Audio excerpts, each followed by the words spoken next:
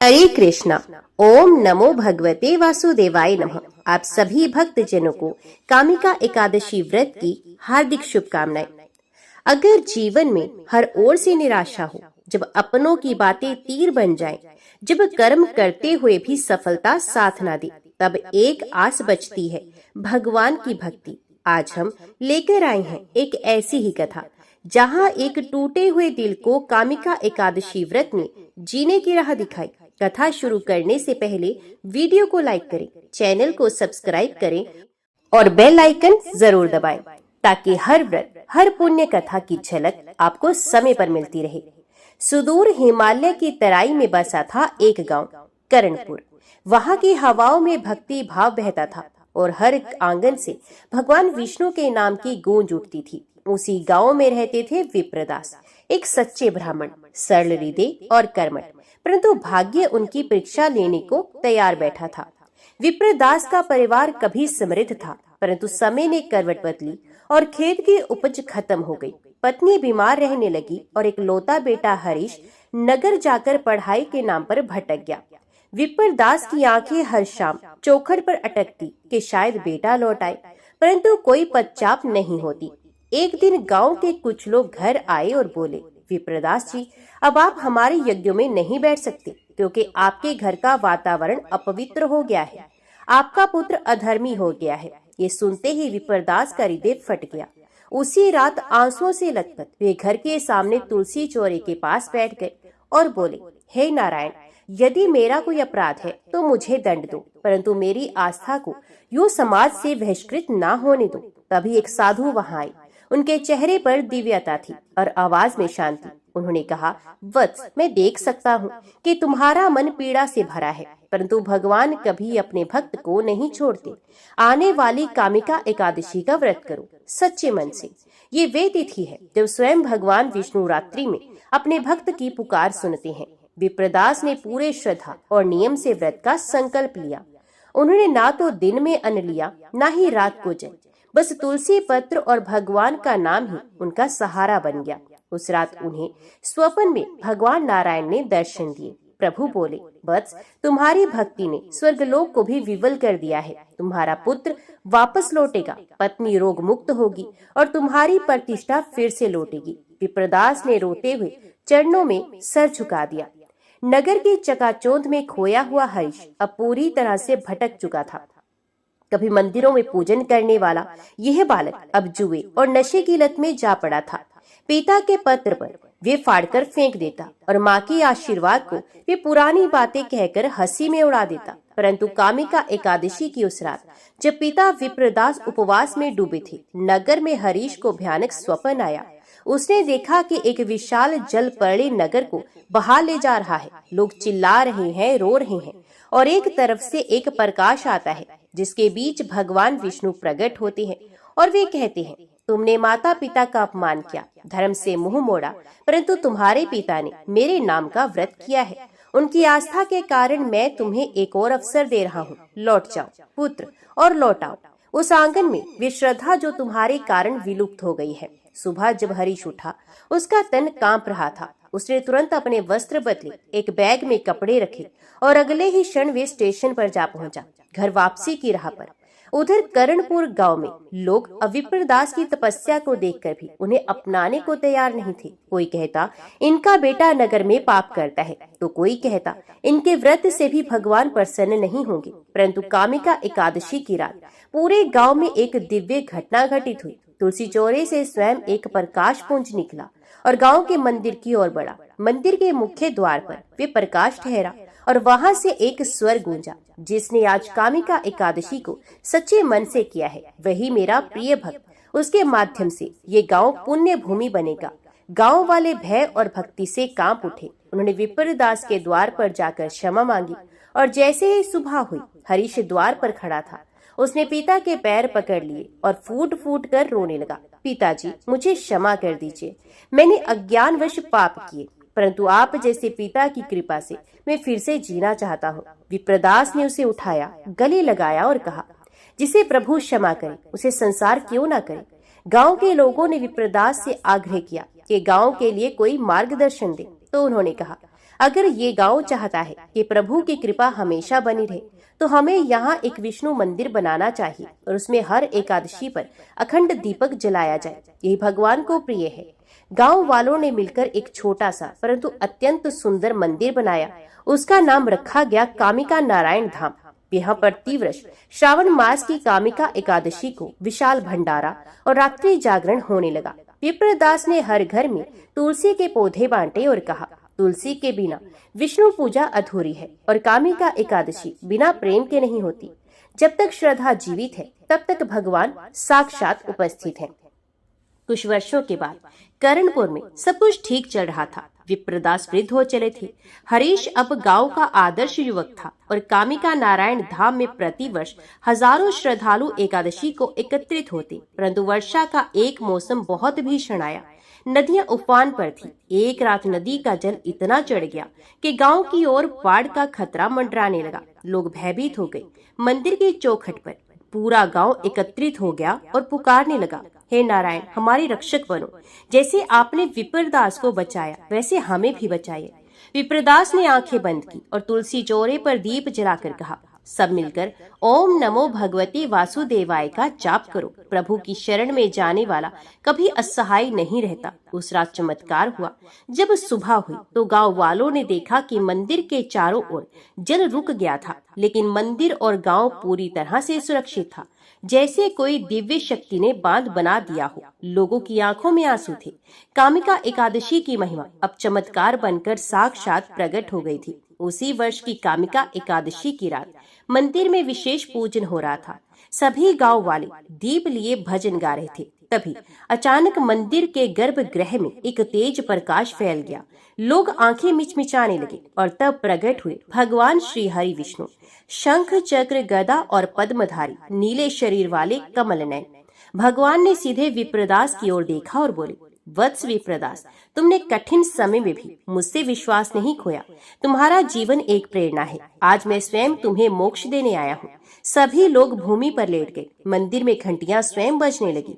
पुष्प वर्षा होने लगी। विप्रदास ने हाथ जोड़कर कहा, प्रभु, मेरा जीवन तभी सफल होगा जब मेरी आने वाली पीढ़ियां भी इस व्रत को करेंगी और आपके प्रति श्रद्धा रखें। भगवान मुस्कुराए और बोले, तथास्तु।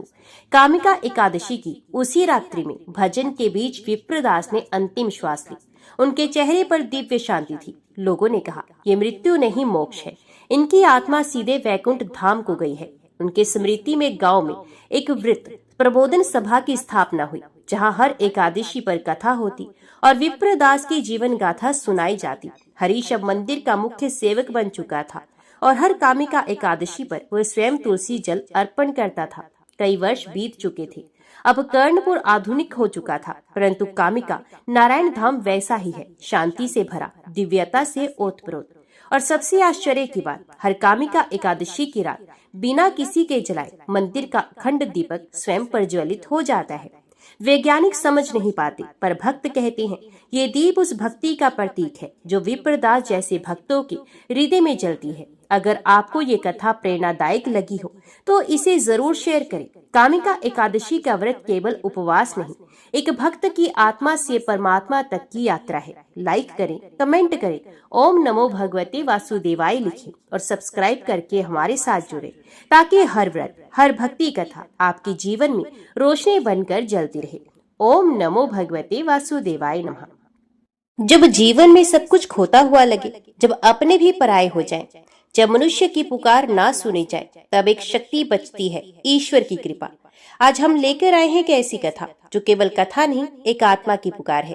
इस कथा में है एक गरीब पुजारी, एक टूटी आशा और 3 दिव्य शक्तियों की महिमा, भगवान विष्णु, माता लक्ष्मी और माता तुलसी की।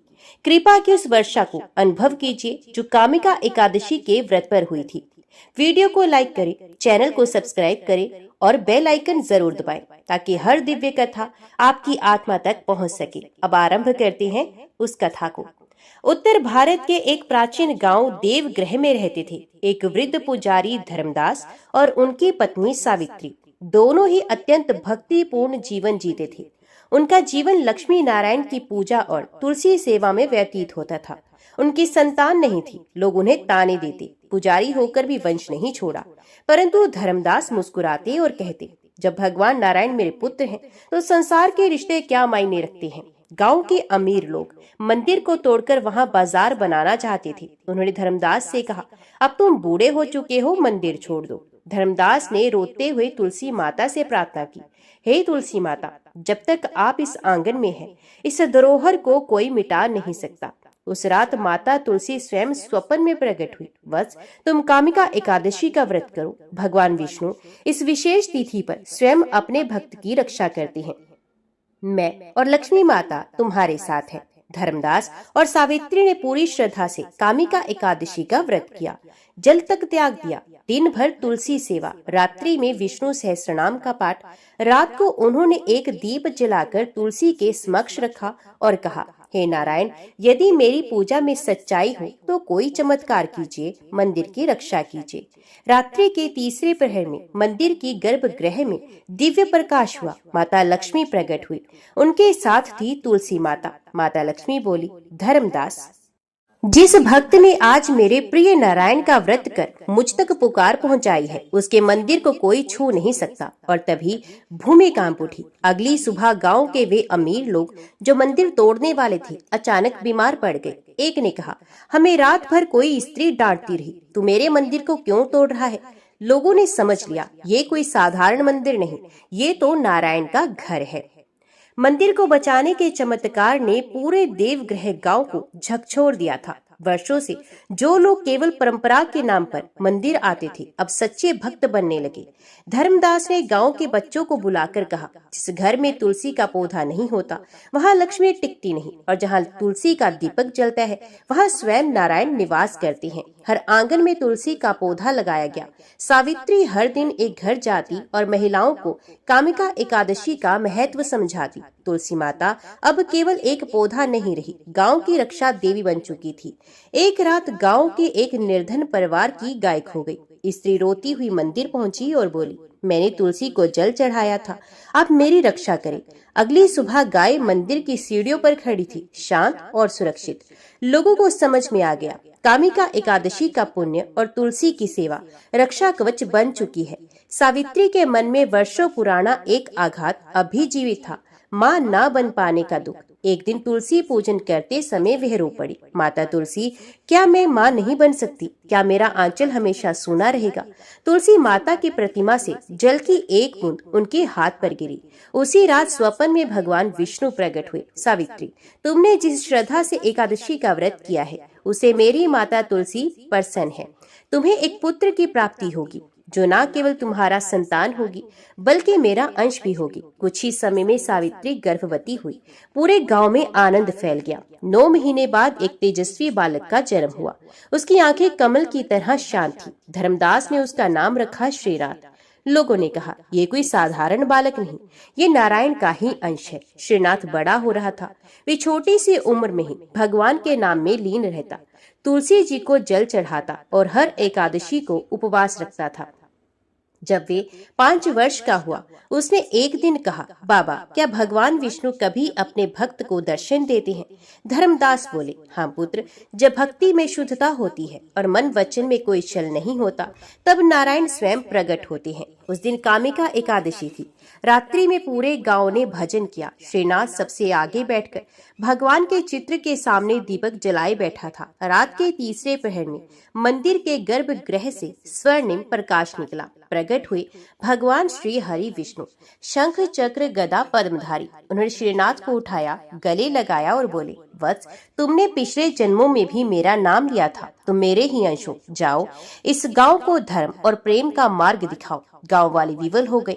आज पहली बार उन्होंने किसी जीवित बालक को प्रभु के गले लगते देखा था। धर्मदास और सावित्री की आंखों से आंसू बह रहे थे। आज हमारा जीवन पूर्ण हो गया।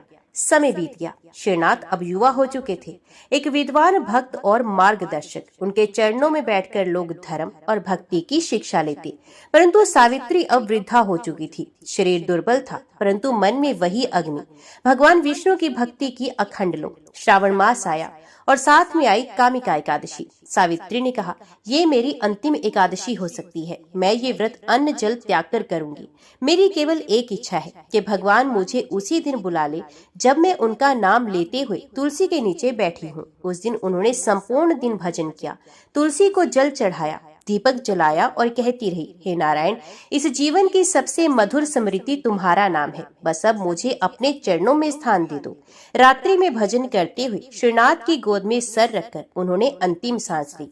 उसी क्षण मंदिर में घंटियां स्वयं बज उठी, पुष्प वर्षा होने लगी और श्रीनाथ को स्वप्न आया। भगवान विष्णु और माता लक्ष्मी सावित्री को अपने साथ वैकुंठ ले जा रहे थे। पूरा गांव रो रहा था, परंतु वे आंसू दुख के नहीं, मोक्ष की प्राप्ति के आनंद की थी। सावित्री के बाद धर्मदास भी धीरे धीरे शांत होते गए। उन्होंने श्रीनाथ को बुलाया और कहा, पुत्र, मंदिर अब तुम्हारी सेवा में है। मेरी अंतिम इच्छा है कि कामिका एकादशी की रात्रि में तुम मुझे भगवान के नाम की गूंज में विदा दो। मैं चाहता हूँ कि मेरी यात्रा भी भक्ति से पूर्ण हो। श्रीनाथ ने वैसा ही किया। एकादशी की रात्रि में संकीर्तन, दीपदान और भगवान विष्णु की सहस्र नाम वाली के बीच धर्मदास ने प्राण त्यागे। उनके मुख पर तेज था, मानो स्वयं विष्णु के लोक में प्रवेश कर गए हों। श्रीनाथ ने उसी दिन साधु दीक्षा ली और कामिका नारायण आश्रम की स्थापना की, जहां तुलसी सेवा, नारायण पूजा और एकादशी व्रत को जीवन का केंद्र बनाया। वर्षों बीत गए, गांव अब आधुनिक हो गया, परंतु कामिका नारायण मंदिर आज भी वैसा है। हर वर्ष कामिका एकादशी पर लाखों श्रद्धालु वहां एकत्रित होते हैं। लोग दीपक, तुलसी माला और भगवान विष्णु के नाम के साथ वहां आते हैं। मंदिर के मुख्य तुलसी चौरे पर आज भी एक दीपक है जो बिना किसी के जलाए हर कामिका एकादशी की रात्रि में स्वयं प्रज्वलित हो जाता है। वैज्ञानिक समझ नहीं पाते, पर भक्त कहते हैं ये धर्मदास, सावित्री और श्रीनाथ की भक्ति का दीपक है जो कभी नहीं बुझता। ये दीपक याद दिलाता है कि जब तीन शक्तियां भगवान विष्णु, माता लक्ष्मी और माता तुलसी एक साथ हो तो कोई भक्त कभी अकेला नहीं होता। अगर आपको ये कथा भावनात्मक और प्रेरणादायक लगी हो तो इसे अधिक से अधिक लोगों तक पहुंचाइएगा। कामिका एकादशी केवल उपवास नहीं, ये एक पुकार है जो सीधी वैकुंठ तक पहुंचती है। वीडियो को लाइक करें, चैनल को सब्सक्राइब करें और कमेंट में जय मां तुलसी और ओम नमो भगवते वासुदेवाय जरूर लिखें। बहुत समय पहले की बात है। उत्तर भारत के मध्य में बसे एक छोटे से गांव का नाम था शिवपुर। यह गांव प्रकृति की गोद में बसा हुआ था। चारों ओर हरियाली, खेतों में लहराती फसलें और बीच से बहती एक पतली सी नदी जिसका नाम था कामिनी। गांव के लोग सीधे साधे, परिश्रमी और धार्मिक थे। घर घर में तुलसी के चौरे पर दीप जलते, मंदिरों में शंख बजते और सावन में शिवालयों में बोल बम की गूंज उठती। गांव में एक गरीब किसान रहता था, रामू। वह ना तो पढ़ा लिखा था, ना ही बहुत समझदार, पर उसकी मेहनत की मिसाल पूरे इलाके में दी जाती थी। सर पर पुरानी पगड़ी, बदन पर खादी का कुर्ता और चेहरे पर पसीने की लकीरों में छिपी श्रद्धा, यही थी उसकी पहचान। रामू के पास सिर्फ 2 बीघा जमीन थी। मौसम की मार, कभी सूखा तो कभी ओलावृष्टि, ये सब उसके जीवन का हिस्सा थे। वे दिन रात खेत में खटता, पर फसल कभी सही नहीं होती। कर्ज का बोझ सर पर बढ़ता गया। गांव के जमींदार भैरव सिंह से उसने कई बार ब्याज पर धन लिया था, लेकिन चुका नहीं पाया। अब हाल ये था कि उसकी पत्नी धनी और एक छोटा बेटा गोविंद भी अधपेट खाकर सोते थे। कई बार ऐसा हुआ कि रामू ने खुद उपवास रखा ताकि परिवार को 2 रोटी मिल सके। गांव के लोग कहते, रामू तेरी किस्मत ही खराब है। रामू हंसकर कहता, नहीं भाई, भगवान सब देखता है, एक दिन न्याय जरूर करेगा। एक दिन जब बारिश बिल्कुल नहीं हुई और जमीन फटने लगी, रामू की पूरी फसल सूख गई। वे खेत में बैठकर जोर जोर से रो पड़ा, हे भगवान, मैंने तेरा क्या बिगाड़ा? क्या मेरी मेहनत इतनी तुच्छ है? क्या गरीब को जीने का हक नहीं? उस दिन रामू पूरी रात मंदिर में बैठा रहा, बिना खाए पिए। वे भगवान विष्णु की प्रतिमा के आगे रोता रहा, प्रार्थना करता रहा, मुझे रास्ता दिखा प्रभु, मैं हार गया हूँ, अब सब तेरे हाथ में है। अगली सुबह गांव में एक विरक्त साधु पधारे। उनका चेहरा तेजस्वी था, पर आंखें करुणा से भरी थी। वे गांव के शिव मंदिर के पास ठहरे और गांव वालों को उपदेश देने लगे। धर्म, करुणा और सच्चे व्रतों की शक्ति के बारे में। रामू भी वहाँ बैठा था, थका हुआ, टूटा हुआ। संत ने उसकी आंखों में देखा और कहा, बेटा, तुम्हारी आत्मा थकी नहीं है, बस विश्वास डगमगा गया है। क्या तुम एक व्रत का पालन कर सकते हो? रामू ने सर झुका दिया। अगर आप कहें तो 100 व्रत करूंगा। हे महाराज, संत मुस्कुराए। तो सुनो, कामिका एकादशी आ रही है। ये भगवान विष्णु को अत्यंत प्रिय है। यदि तुम इसे श्रद्धा से करोगे तो भगवान स्वयं तुम्हारी परीक्षा में साथ देंगे। संत ने रामू को कामिका एकादशी की पूरी विधि बताई। दशमी को एक समय भोजन, एकादशी का व्रत, कथा श्रवण, तुलसी पूजन, रात्रि जागरण और विष्णु सहस्त्रनाम का जप, द्वादशी को अन्नदान और व्रत पारण। संत ने कहा, जो इस दिन श्री हरि का स्मरण करता है वे पापों से मुक्त होता है, और जो कामिका एकादशी को व्रत रखता है उसे सदा के लिए दुखों से मुक्ति मिलती है। रामू ने संत के चरणों में सर रख दिया। महाराज, मैंने आज तक कभी व्रत नहीं रखा, पर अब जीवन का हर दिन भगवान को समर्पित करूंगा। रामू जब घर लौटा तो उसकी आंखों में एक अलग तेज था। पत्नी ने पूछा, कहीं से धन मिला क्या? रामू ने मुस्कुराकर कहा, इस बार ऊपर वाले से मिलेगा। उसने साफ सफाई की, तुलसी चौरा सजाया, घर में एक कोना विष्णु पूजा के लिए तय किया और मन से तैयारी शुरू कर दी। कामिका एकादशी के दिन उसने नियम पूर्वक उपवास रखा। सुबह स्नान कर तुलसी अर्पण किया। दिन भर भगवान विष्णु के नाम का जप किया। रात को जागरण करते हुए संत द्वारा दी गई कामिका एकादशी व्रत कथा को पढ़ा। ये कथा स्वयं श्री कृष्ण ने युधिष्ठिर को बताई थी। इसमें एक ब्राह्मण की कथा आती है जिसने गलती से हिंसा कर दी, पर कामिका एकादशी व्रत के प्रभाव से उसके सभी पाप नष्ट हो गए और उसे विष्णु लोक की प्राप्ति हुई। रामू जब ये कथा पढ़ रहा था तो उसकी आंखों से आंसू बह रहे थे। हे भगवान, यदि आपने उस ब्राह्मण को क्षमा किया तो मेरे जैसे अधम को भी जरूर अपनाओगे। द्वादशी के दिन रामू ने व्रत पारण किया। गरीबों को जो थोड़ी बहुत अनाज थी वो बांट दी। उसी समय गांव का पुराना जमींदार भैरव सिंह वहां आया और बोला, रामू, तुमने मेरा कर्ज नहीं चुकाया, अब जमीन मेरी होगी। पर तभी गांव के ही पटवारी दौड़ते हुए आए। रामू, सरकार की तरफ से एक योजना में तुम्हारा नाम निकला है। तुम्हारी जमीन पर अब ट्यूबवेल लगेगा, बीज मिलेगा और कर्ज माफ होगा। भैरव सिंह अवाक रह गया। रामू वहीं जमीन पर गिर पड़ा। दोनों हाथ आसमान की ओर उठाए, प्रभु, ये आपकी ही कृपा है, ये तो कोई सपना है। रामू के जीवन में जैसे कोई नई सुबह आई थी। कामिका एकादशी का व्रत उसका जीवन बदल गया। पर ये तो बस शुरुआत थी। अभी तो आगे गांव में भी बदलाव आने वाला था, क्योंकि जब एक व्यक्ति का हृदय बदलता है तो समाज में परिवर्तन अवश्य आता है। कामिका एकादशी के कुछ ही दिन के बाद शिवपुर गांव के आसमान में अचानक बादल घिर आए। महीनों से सूखी जमीन अब ठंडी हवाओं और बारिश की बूंदों से भीगने लगी। रामू खेत में खड़ा था, पाँव में कीचड़, सर पर पानी, पर आंखों में चमक। हे नारायण, ये वर्षा आपकी ही कृपा है। बारिश के साथ ही जमीन ने चमत्कार दिखाया। जहाँ पहले बीज भी नहीं उगते थे, वहाँ अब छोटे छोटे अंकुर फूटने लगे। धान की नन्ही पोत जब हरी होकर झूमने लगी तो रामू की आंखें भर आई। गांव वालों ने आश्चर्य से देखा। रामू के खेत सबसे पहले हरे हुए, ये कैसे हुआ? जिन्होंने कभी उसे अभागा कहा था, अब वही लोग पूछने लगे, तूने क्या किया रामू? रामू ने सबको बताया, मैंने कामिका एकादशी का व्रत रखा। संत ने बताया था कि यह व्रत भगवान विष्णु को प्रिय है। कथा सुनी, जागरण किया और श्रद्धा से व्रत रखा। गांव वालों को पहले यकीन नहीं हुआ, पर जिस किसान के खेत सूखते थे वहां अब हरियाली और ताजगी दिख रही थी। लोगों ने संत से निवेदन किया, महात्मा जी, हमें भी व्रत की विधि बताइए, हम भी भगवान की कृपा पाना चाहते हैं। संत ने गांव के मंदिर में एक बड़ा आयोजन किया, कामिका एकादशी कथा सप्ताह। संत ने सभा में कहा, कामिका एकादशी व्रत केवल भूखा रहना नहीं है, ये मन, वचन और क्रम से शुद्ध बनने की साधना है।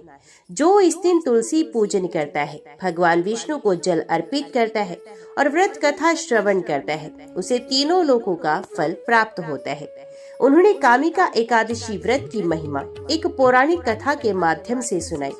एक सेनापति जिसने युद्ध में अज्ञानता से ब्राह्मण की हत्या कर दी, ग्लानि में डूबकर उसने एक संत से व्रत की सलाह ली। कामिका एकादशी व्रत के प्रभाव से उसका पाप नष्ट हुआ। मृत्यु के पश्चात वे विष्णु लोक को प्राप्त हुआ। गांव के कई लोगों ने ये कथा सुनकर प्रण किया, अब हर एकादशी पर हम व्रत रखेंगे और भगवान विष्णु की आराधना करेंगे। जब फसल तैयार हुई तो रामू के खेतों में इतनी उपज हुई कि वे खुद भी दंग रह गया। धान, गेहूं, अरहर हर चीज में इतना उत्पादन हुआ कि एक छोटे किसान से वे अब गांव का उदाहरण बन गया। गांव के पटवारी ने कहा, रामू, इस बार तुम्हें जिले से सम्मान मिलेगा, सबसे अच्छा किसान पुरस्कार। रामू ने झुककर भगवान का धन्यवाद किया। उसने कुछ धन गांव के स्कूल को दिया, कुछ मंदिर में और कुछ जरूरतमंदों को। ये सब प्रभु का है, मैं तो सिर्फ माध्यम हूँ। पर जीवन यूं ही सरल नहीं होता। एक दिन गांव में भयंकर महामारी फैल गई। कई बच्चे बीमार पड़ गए, बूढ़े थक गए और गांव का मंदिर बंद कर दिया गया। लोग डर गए कि शायद कोई शाप लग गया है। तब संत ने सबको बुलाया। ये समय डरने का नहीं, प्रार्थना करने का है। उन्होंने कहा, अगली एकादशी फिर से कामिका एकादशी है। यदि गांव का हर घर सामूहिक व्रत करे, कथा सुने, तुलसी पूजन करे, तो ये संकट अवश्य टल जाएगा।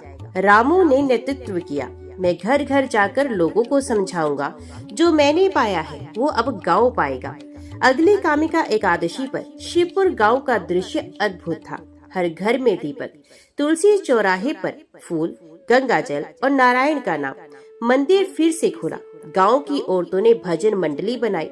संत ने कथा सुनाई। कामिका एकादशी और भगवत कृपा।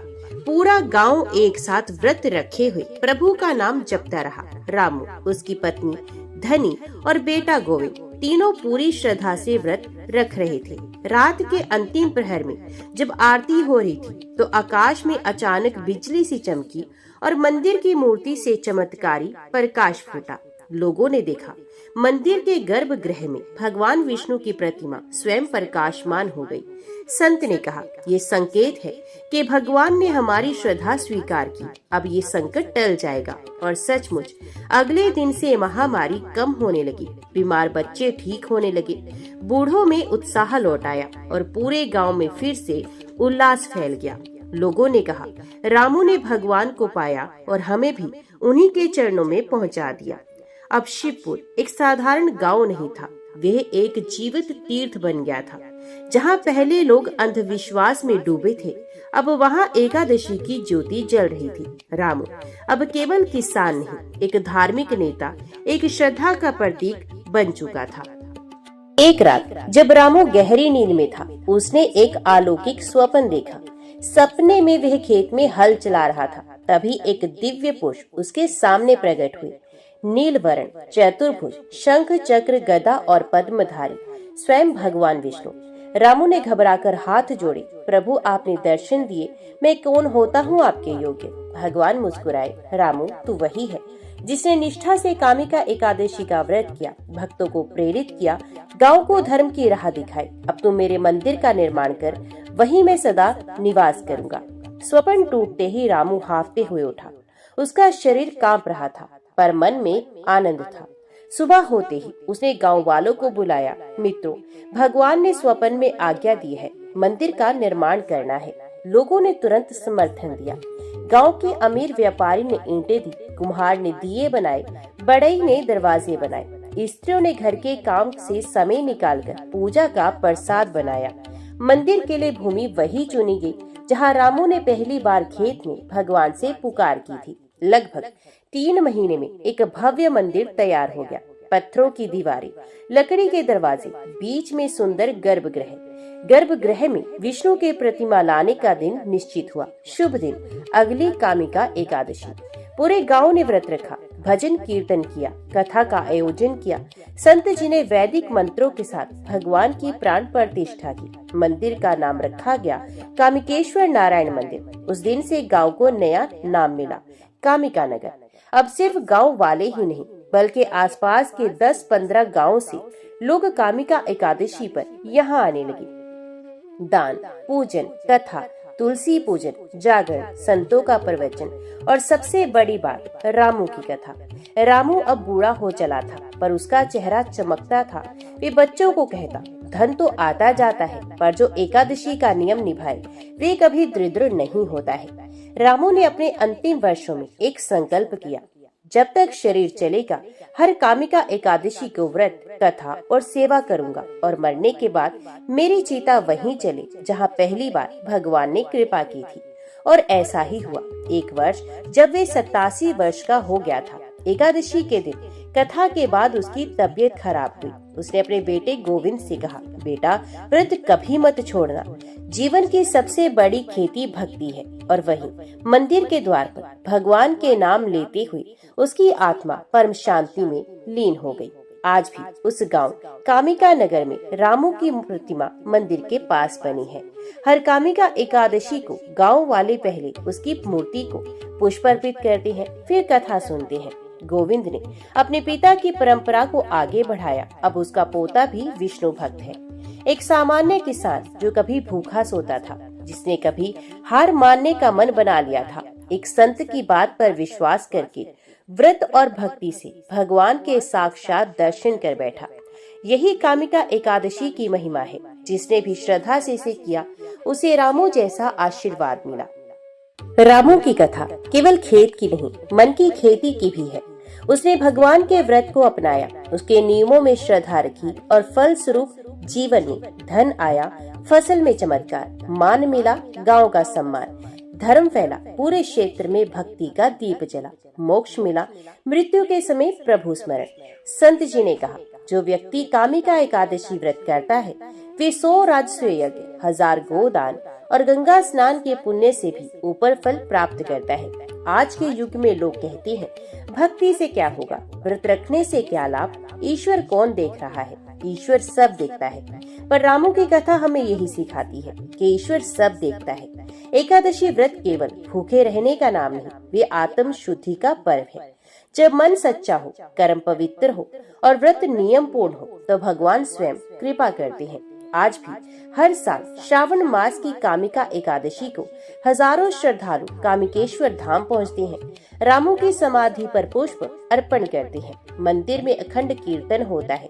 रात भर जागरण, भजन, कथा और प्रसाद वितरण होता है। संत लोग अब भी रामू की कथा सुनाते हैं। एक किसान जो विष्णु भक्त बना और सबका पद प्रदक्षिण किया। ये लोक कथा केवल कथा नहीं, एक संदेश है कि यदि आप ही जीवन की कठिनाइयों से जूझ रहे हैं, तो एक बार कामिका एकादशी को हृदय से कीजिए। रामू की तरह परिवर्तन आपके जीवन में भी आएगा। हिंदू धर्म में तुलसी का स्थान अत्यंत पवित्र है। ये मात्र एक पौधा नहीं, बल्कि देवी तुलसी का रूप मानी जाती है। जिसके घर में तुलसी का पौधा होता है, वहाँ लक्ष्मी का वास होता है। भगवान विष्णु की पूजा बिना तुलसी पत्र के अधूरी मानी जाती है। कामिका एकादशी व्रत पारण के समय तुलसी माता की कथा सुनना, पूजन करना और तुलसी पत्र अर्पित करना अत्यंत फलदायक माना गया है। इसलिए अब हम जानेंगे तुलसी माता की अद्भुत उत्पत्ति, तपस्या और त्याग की अमर कथा। सृष्टि के आरंभिक काल में जब राक्षसों का प्रभाव अत्यधिक बढ़ गया था, तब धरती माता व्याकुल हो गई। उन्होंने ब्रह्मा जी से प्रार्थना की, हे सृष्टिकर्ता, पृथ्वी पर अधर्म बढ़ रहा है, पवित्रता और तप का लोप हो रहा है। कृपा कर कोई ऐसा दिव्य रूप भेजिए जो धर्म की रक्षा कर सके।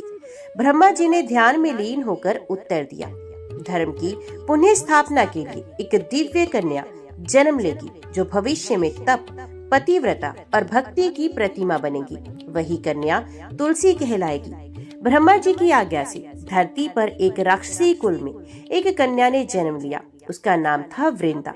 हालांकि वे राक्षसी वंश से थी, पर स्वभाव से अत्यंत धार्मिक, सात्विक और तपस्विनी थी।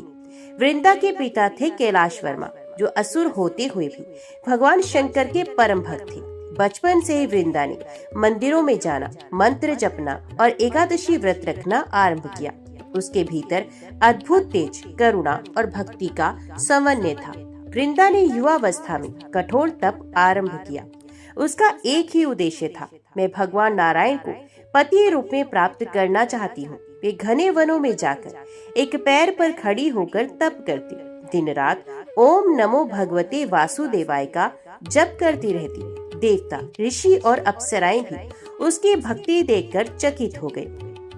इंद्रदेव को भय हुआ कि कहीं वृंदा के तप से स्वर्ग ही न डोल जाए। उन्होंने नारद मुनि से अनुरोध किया, हे मुनिवर, वृंदा के तप को शिथिल कराइए, अन्यथा देवताओं का सिंहासन डोल जाएगा। नारद जी वृंदा के पास गए और बोले, वत्से वृंदा, तेरा तप श्रेष्ठ है, परंतु तेरा भाग्य किसी अन्य दिशा में जाने वाला है। वहीं एक अन्य प्रसंग में समुद्र से एक तेजस्वी असुर का जन्म हुआ, जिसका नाम था जलंधर। वे बहुत शक्तिशाली, वीर और पराक्रमी था। शिवजी ने उसे वरदान दिया था, जब तक तेरी पत्नी पतिव्रता है, तुझे कोई नहीं मार सकता। जलंधर को देखकर वृंदा के पिता ने उसका विवाह अपनी पुत्री से करवा दिया। वृंदा ने ये सोचकर विवाह स्वीकार कर लिया कि पतिव्रता धर्म के माध्यम से वे भी धर्म की सेवा करेगी। विवाह के बाद वृंदा ने अपने पति को धर्म के मार्ग पर लाने का हर संभव प्रयास किया। वे रोज विष्णु पूजा करती, व्रत रखती, तुलसी पत्र चढ़ाती और कामिका एकादशी सहित हर एकादशी व्रत करती। परंतु जलंधर अहंकारी होता गया। उसने देवताओं से युद्ध करना आरंभ कर दिया। उसकी शक्तियां दिन ब दिन बढ़ती गई, क्योंकि वृंदा का पातिव्रत्य और व्रत शक्ति उसकी रक्षा कर रही थी। देवता हारने लगे। तब सभी देवता भगवान विष्णु के पास पहुँचे। प्रभु, जब तक वृंदा का पतिव्रता धर्म है, जलंधर को कोई पराजित नहीं कर सकता। भगवान विष्णु धर्म की रक्षा के लिए कठिन निर्णय पर पहुँचे। उन्होंने एक योजना बनाई। मैं जलंधर का रूप धरकर वृंदा के पास जाऊंगा, जिससे उसका पतिव्रता धर्म भंग होगा और जलंधर पराजित हो जाएगा। भगवान ने माया रची और जलंधर के रूप में वृंदा के समक्ष प्रकट हो गई। वृंदा भ्रमित हो गई और पतिव्रता धर्म का नियम भंग हो गया। उसी क्षण देवताओं ने जलंधर का वध कर दिया। जब वृंदा को यह सत्य पता चला कि जो पुरुष उसके पास आया था वे उसका पति नहीं बल्कि भगवान विष्णु थे, वे फूट फूट कर रो पड़ी। उसका हृदय छलनी हो गया। उसने विष्णु भगवान को क्रोधित होकर शाप दे दिया, हे भगवान विष्णु, तुमने धर्म की रक्षा के लिए मेरी पत्नी धर्मिता को धोखा दिया है। मैं तुम्हें श्राप देती हूँ, तुम पत्थर के बनोगे, मेरी जैसी स्त्री के वियोग में तड़पते रहोगे। श्राप के प्रभाव से विष्णु भगवान एक समय के लिए शालिग्राम रूप में परिणित हो गए। श्राप देने के बाद वृंदा ने अग्नि में प्रवेश कर लिया, परंतु उसकी अशूर भक्ति, तप और त्याग को देखकर समस्त देवता विवल हो गए। भगवान विष्णु ने कहा, हे वृंदा, तुमने जो धर्म का पालन किया वे अमर है। मैं तुम्हें देवी तुलसी के रूप में जन्म दूंगा। अब तुम तुलसी माता कहलाओगी। मेरी पूजा सदा तुम्हारे बिना अधूरी मानी जाएगी। इस प्रकार वृंदा, जो राक्षसी कुल में जन्मी थी, अपने तप और त्याग के बल पर तुलसी माता बन गई। उनका जीवन भक्ति और धर्म का एक ऐसा अद्वितीय उदाहरण है जो हर स्त्री, हर भक्त के लिए प्रेरणा है। वृंदा की देह जब अग्नि में विलीन हुई, तब देवताओं ने उसकी भस्म को गंगा जल में प्रवाहित किया। वहीं पर एक चमत्कार घटा। उसी स्थान से एक पवित्र पौधा अंकुरित हुआ, जिसकी पत्तियों से सुगंध आती थी और जिसकी छाया में तप करने वाले साधकों को शांति मिलती थी। सभी देवताओं ने उस पौधे को तुलसी नाम दिया, जो संस्कृत में अर्थ है अतुलनीय, दिव्य, अनुपम। ब्रह्मा जी ने घोषणा की, ये वृंदा ही है जो अब तुलसी बनकर पृथ्वी पर धर्म की रक्षा करेगी। जिस पौधे की पूजा करेगा वे श्री हरि का प्रिय होगा। वहीं एक अन्य समय पृथ्वी पर शंखचूड़ नामक एक राक्षस ने जन्म लिया। वे शक्तिशाली था, पर मन में विष्णु भक्ति थी। उसने वर्षों तक तप कर ब्रह्मा जी से वरदान प्राप्त किया, कोई मुझे तब तक मार नहीं सकता जब तक मेरी पत्नी का पतिव्रता धर्म अक्षुण्ण रहे। ब्रह्मा जी ने ये वर दिया। शंखचूड़ ने यह जानकर एक तपस्विनी कन्या से विवाह किया, जो कोई और नहीं बल्कि तुलसी माता ही थी, जिन्होंने नया जन्म लिया था। शंखचूड़ अत्यंत बलवान था। उसने देवताओं को युद्ध में हराना शुरू कर दिया। इंद्र, यम, वरुण सभी हारने लगे। अब एक बार फिर संकट बढ़ा और सभी देवता भगवान विष्णु और शिव की शरण में जा पहुँचे। शिव जी ने कहा, शंखचूड़ की मृत्यु तभी संभव है जब उसकी पत्नी का पतिव्रता धर्म टूटे। अब इतिहास ने फिर करवट ली। जिस प्रकार वृंदा के पूर्व जन्म में जलंधर की मृत्यु के लिए श्री हरि ने लीला की थी, उसी प्रकार अब शंखचूड़ के अंत के लिए भी विष्णु लीला रचने वाले थे। भगवान विष्णु ने शंखचूड़ का रूप धारण कर तुलसी माता के पास पहुँचे। तुलसी, जिनके हृदय में श्री हरि निवास करते थे, समझ नहीं सकी। वे उन्हें अपना पति मान बैठी और इसी क्षण उनका पातिव्रत्य भंग हो गया। उधर शिवजी ने युद्ध में शंखचूड़ को मार दिया। विष्णु ने फिर अपने असली रूप में प्रकट होकर तुलसी को सब कुछ बताया। जब तुलसी को ये सच्चाई ज्ञात हुई कि उन्होंने जिन्हें पति समझा वे भगवान विष्णु थे, उनका मन टूट गया। उन्होंने श्री हरि को देखा और रोते हुए कहा, हे प्रभु, आपने 2 बार मुझे धोखा दिया। आप धर्म के रक्षक हैं, पर 2 बार मेरे पतिव्रता धर्म की परीक्षा दी। मैं आपको श्राप देती हूँ। आपका हृदय सदा अधूरा रहेगा जब तक आप मेरे साथ विवाह नहीं करते। भगवान ने कहा, हे देवी तुलसी, ये श्राप नहीं वरदान है। मैं तुम्हें अपनी अर्धांगिनी बनाऊंगा। हर साल कार्तिक शुक्ल द्वादशी को तुम्हारे साथ विवाह करूंगा। तब से हर वर्ष तुलसी विवाह का आयोजन होता है। ये विवाह कार्तिक शुक्ल एकादशी, देव उठनी एकादशी के बाद द्वादशी को होता है। घर घर में तुलसी के पौधे को सजाया जाता है। श्री हरि शालिग्राम के साथ तुलसी माता का प्रतीकात्मक विवाह होता है। मंगल गीत, आरती और पूजा की जाती है। ये विवाह दर्शाता है कि भक्त और भगवान का संबंध प्रेम, तपस्या और त्याग से बनता है। अब तुलसी माता एक देवी रूप में प्रतिष्ठित हुई। उनकी पूजा के नियम तय हैं। प्रतिदिन तुलसी पर दीपक जलाना, तुलसी पत्र से श्री हरि की पूजा, एकादशी विशेषकर कामिका एकादशी पर तुलसी पूजन करना। तुलसी पत्र बिना श्रीहरि को भोग नहीं लगता। तुलसी घर में रखने से नकारात्मक ऊर्जा समाप्त होती है। तुलसी पूजन से पापों का नाश होता है। सभी एकादशी व्रतों में तुलसी पूजन अनिवार्य माना गया है, परंतु कामिका एकादशी विशेष रूप से तुलसी माता को समर्पित मानी जाती है, क्योंकि इसी दिन तुलसी का पूजन करने से भगवान विष्णु अत्यंत प्रसन्न होते हैं। रात्रि में तुलसी के समीप दीपदान करने से वर्षों के पाप समाप्त हो जाते हैं। तुलसी की कथा, वृंदा शंखचूड़ कथा, इसी दिन सुनने से पुण्य फल मिलता है। वृंदा से तुलसी बनने की यात्रा हमें सिखाती है भक्ति की अग्नि, परीक्षा की आंधी, श्रद्धा से शक्ति और भगवान की करुणा। तुलसी माता आज केवल पूजने नहीं, वे त्याग, समर्पण और शक्ति की जीवित प्रतिमा है। तुलसी माता की भक्ति को केवल पौराणिक गाथा ही नहीं बल्कि जीवन का सत्य माना गया है, क्योंकि तुलसी कोई साधारण स्त्री नहीं थी। उन्होंने अपने प्राणों की आहुति देकर धर्म और भक्ति की ज्योति जगाई। उनकी भक्ति का प्रभाव इतना व्यापक है कि श्रीहरि के बिना कोई पूजा तुलसी पत्र के बिना पूर्ण नहीं होती। रात्रि में तुलसी के समीप दीप जलाना पुण्यकारी होता है। तुलसी की पत्तियां मृत्यु के समय भी मुक्ति देने वाली मानी गई हैं। जो भक्त तुलसी माता की प्रतिदिन पूजा करते हैं, उनके घर में लक्ष्मी का वास होता है। तुलसी पूजन के लिए प्रातः काल तुलसी के समीप जल से स्नान कर उसे स्वच्छ करें, दीपक जलाएं, कुमकुम, हल्दी, अक्षत, फूल चढ़ाएं, तुलसी स्तुति पढ़ें। संध्या को तुलसी के निकट दीप जलाएं, ओम तुलसी नमः मंत्र का जाप करें। कामिका एकादशी सहित सभी एकादशी व्रतों में तुलसी का पूजन अनिवार्य माना गया है। क्यों? क्योंकि स्वयं श्री हरि ने कहा था, जो भक्त एकादशी को तुलसी पत्र से मेरी पूजा करता है, मैं उस पर सदा प्रसन्न रहता हूँ। ये व्रत पापों को नष्ट करता है। तुलसी पत्र अर्पित करने से अश्वमेध यज्ञ जितना फल मिलता है। तुलसी का सेवन करने से आत्मा शुद्ध होती है। तुलसी के पास दीप जलाने से यमदूत पास नहीं आती। तुलसी माता पूजन करते समय कुछ विशेष नियमों का पालन अवश्य करना चाहिए, जैसे तुलसी पत्र को ब्रह्म मुहूर्त में तोड़े, तोड़ते समय मंत्र बोले, केवल दाहिने हाथ से तुलसी पत्र ले, श्री हरि को तुलसी पत्र सहित नैवेद्य अर्पित करे। रविवार, एकादशी, संध्या समय तुलसी को ना तोड़े, गिरे हुए पत्र अर्पित ना करे, नंगे पैर तुलसी के पास ना जाए। तुलसी की कथा कोई काल्पनिक आख्यान नहीं, बल्कि ये जीवन की एक जीवंत पाठशाला है। तुलसी से हमें सीखने को मिलता है त्याग। वृंदा ने अपने प्रेम और शरीर दोनों का त्याग किया। भक्ति, ईश्वर को पति मानकर तपस्या की। धैर्य, 2 बार धोखा मिलने पर भी भक्ति नहीं छोड़ी। क्षमा और करुणा, अंत में श्री हरि को स्वीकार किया। इस कथा का सबसे गहरा संदेश ये है कि यदि तुम निष्ठा और भक्ति से ईश्वर को पुकारोगे तो वह रूप बदलकर भी तुम्हारे पास आएंगे, पर परीक्षा अवश्य लेंगे। आज के समय में भी तुलसी माता का महत्व वैज्ञानिक और आध्यात्मिक दोनों है। तुलसी के पत्तों में औषधीय गुण होते हैं। ये वातावरण को शुद्ध करती है।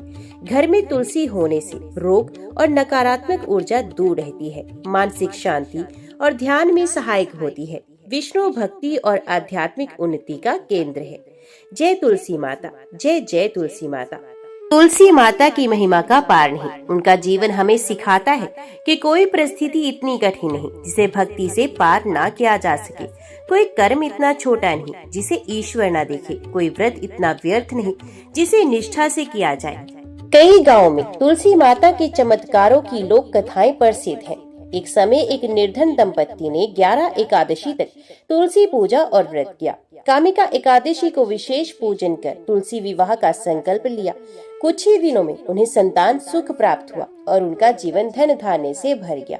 एक किसान ने अपने घर तुलसी पूजन की परंपरा आरंभ की। एक बार सर्पदंश से उसकी मृत्यु होने वाली थी, पर तुलसी की पत्तियों को उसके पुत्र ने उसके मुख में रख दिया और कुछ ही क्षणों में वे पुनर्जीवित हो गया।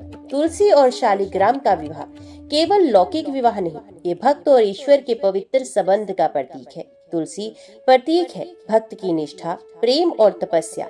शालिग्राम प्रतीक है ईश्वर की कृपा, करुणा और स्वीकार्यता। जब तुलसी, भक्ति और भगवान शालिग्राम का मिलन होता है तो जीवन में आनंद, शांति और मोक्ष का मार्ग खुलता है। कामिका एकादशी व्रत के पारण के समय तुलसी माता की कथा कहने का एक गहरा कारण है। ये कथा त्याग, पतिव्रता और परम भक्ति की मिसाल है। तुलसी व्रत पारण से व्रत की पूर्णता मानी जाती है। भगवान विष्णु स्वयं कहते हैं, जो कामिका एकादशी का पारण तुलसी पूजन व कथा से करता है उसे सहस्र यज्ञों का फल प्राप्त होता है। तुलसी माता केवल एक पौराणिक चरित्र नहीं, वे आज भी हर घर, हर आंगन, हर मंदिर में जीवित शक्ति के रूप में पूजी जाती है। घर में तुलसी रखने से घर पवित्र रहता है, मानसिक शांति मिलती है, रोग और दरिद्रता दूर रहती है, आध्यात्मिक उन्नति होती है। तुलसी माता की कथा हमें ये सिखाती है कि कठिन समय में धैर्य रखो। जब धोखा मिले तभी भक्ति मत छोड़ो। तुम्हारी भक्ति एक दिन भगवान को झुकने पर मजबूर कर सकती है। तुलसी माता से ये प्रार्थना करें, हे तुलसी माता, हमारे हृदय में भक्ति का दीप सदा जलता रहे, हम जीवन भर पवित्र रहें और श्री हरि की कृपा हम पर बनी रहे। जय माँ तुलसी, जय जय माँ तुलसी।